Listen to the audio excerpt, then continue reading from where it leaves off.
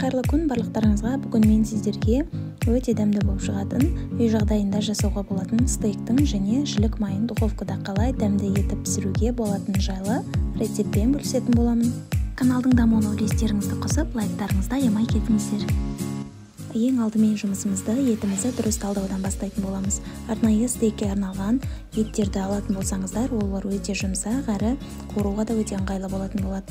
Қалауыңызға қарай сүйегі жоқ жұмсақ еттерді таңдауларыңызға да болады. Алдымен етімізді тұздап алатын боламыз. Тұзы бізде кішкене басымдырақ болуы маңызды. Содан соң барып қолымызбен екі жағын біркелкі тұздап алатын боламыз. Тұздап болғаннан соң әртүрлі дәмдеуіштер себетін боламыз. Бірінші орында қара бұрыш. Дәміне қарай әрине бұрыштарымызды қолымызбен жақсылап екі жағын бірдей жағып шығатын боламыз. Специяларды, яғни дәмдеуіштерді өз қалауларыңызға қарай таңдауларыңызға болады. Кориандр не болмаса етке арналған әртүрлі дәмдеуіштер қосуларыңызға болады. Паприка қосып та жасауларыңызға болады. Ал мен өзімнің қосып өткен дәмдеуіштерімді айта кететін болсам, қара бұрыш, тұз, паприка қосқан жоқпын. Содан соң розмарин, орегано деген дәмдеуіштердің кептірілген түрін, ұсақталған түрін барлық жеріне біркелкі жағып шықтым. Орегано мен розмариннің дәмі етке өте әдемі шығатын болады. Майға қуырылған кезде еттің дәмін өте ерекше етіп береді. Ал мен жай ғана кептірілген түрін қолдандым. Менде балғын түрі болмағандықтан барлығын етке сеуіп, дәл осылай қолымызбен екі жағын бірдей уқалап шығатын боламыз, етімізге жақсы сіңдіріп. Және аздап куркумасы бар бұл специяның арасында. Сіздер өз қалауларыңызға қарай қара бұрыш, кориандр, паприка қосып жасасаңыздар да өте дәмді болады. Содан соң барып қалауыңызға қарай сарымсақты ұсақтап, барлық жеріне біркелкі жағып шығатын боламыз.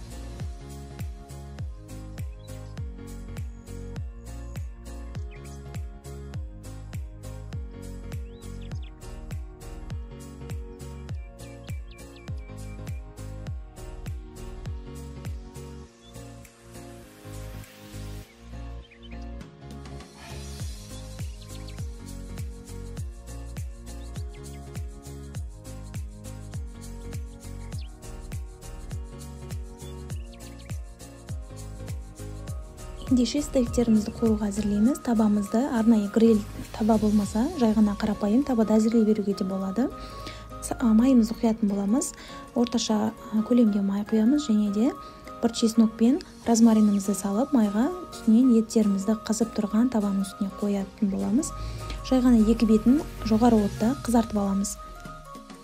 Және бір ас қасықтай сары май қосып жіберетін боламыз. Бұл біздің етіміздің өте жұмсақ болып шығуына көмектесетін болады. Содан соң барып баяу отты қормайтын боламыз. Ескере кетіңіздер. Егер де баяу отты қоратын болсаңыздар, стейктеріңіз суының барлығы сыртына шығып, қатты болып қалатын болады. Жоғары отты қорсаңыздар, ішінде суы сақталып қалатын болады. Жай ғана екі бетін қызартып алып, еттеріміздің екі жағында бірдей қызартып алып, бөлек ыдысқа алып аламыз. Яғни фольганы әзірлеп қойсаңыздар да болады. Бірден фольганың ішіне салып, орап тастаймыз. Сол кезде жұмсақ болып пісетін болады. Содан соң қыздырылған табаға болгар бұрыштарын кішкене шала қуырып алатын боламыз. Аса қатты қуыру қажет емес. Бұл біздің стейктеріміздің қасына қосып ұсынатын жеңіл салат түрінде болады. Шампиньондарымызды да дәл осылай қызып тұрған майда 15-20 минуттай қуырып аламыз жоғары отта. Еттерімізді дәл осылай фольгаға орап, жақсылап барлық жерін бекітетін боламыз. Содан соң қызып тұрған пешімізде 180 градуста 35-40 минуттай пісіретін боламыз. Фольганың ішіне салып пісіретін болсақ, ол өте сулы болып, жұмсақ болып пісетін болады. Біздің стейктеріміз пісіп шықты. Ендеше абай болған фольганың ішіне дәл осы етімізді салған кезде бір бөлек розмаринді қосып салып жіберіңіздер. Сол кезде иісі де етімізге сіңіп, өте әдемі иіспен, дәммен пісетін болады. Қуырылған болгар бұрыштарын күріштің жанына қойып ұсындым. Және де шампиньонымызды черри помидор, ұсақталған пиязбен бірге араластырып, бальзамический соуспен араластырып ұсынатын боламыз. Дәл осы фотода көрсетіп өттім. Жақындарыңызға әзірлеп қуантыңыздар. Стейктің қасына жілік майларын өте дәмді етіп қосып ұсынатын боламыз. Қазір сіздермен бөлісетін боламын. Лайктарыңызды аямай кетіңіздер. Өте пайдалы жілік майларын тек қана сорпада ғана емес, духовкада да өте дәмді етіп әзірлеуге болады. Мен қазір сіздерге дәл сол рецептпен бөлісетін боламын. Лайктарыңызды аямай кетіңіздер. Жілік сүйектерін дәл осы дәмдеуіштермен жасайтын болсаңыздар, дәмі өте дәмді болып шығады. Алдымен бөлек ыдысымызға қара бұрыш, тоз дәміне қарай кориандр қосатын боламыз. Содан соң цинказың аджикасын қолдандым мен. Қалауыңызға қарай қалаған түрдегі аджикаларды қолдануларыңызға болады. Және де зәйтүн майын қосатын боламыз. Барлығын жақсылап араластырып аламыз. Және де қалауыңызға қарай паприка қоссаңыздар да болады. Мен бұл видеода паприка қосқан жоқпын. Әрине ол өз қалауларыңызға қарай.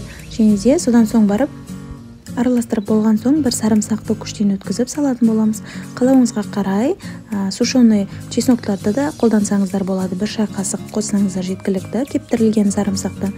Мен дәл осылай ұсақтап сарымсақтарымызды салып алдым. Сүйегіміздің бетіне жағуға арналған маринадымыз дайын. Ендеше арнайы кесіп алынған сүйектердің бетіне дәл осылай барлығын бетіне жағып шығатын боламын.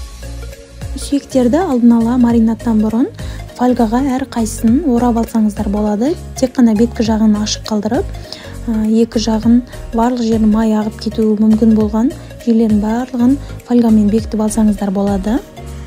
Мен фольга орауға үлгермей қалдым. Себебі бір тағамның қасына қосымша тағам ретінде әзірлеген болады.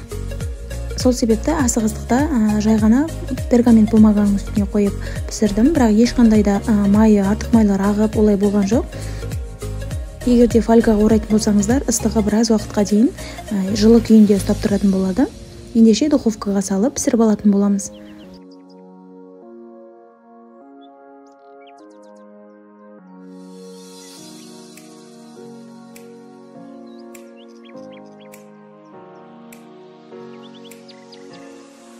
Мінекей біздің жілік майларымыз пісіп шықты. Иісі өте әдемі болып шығып тұр.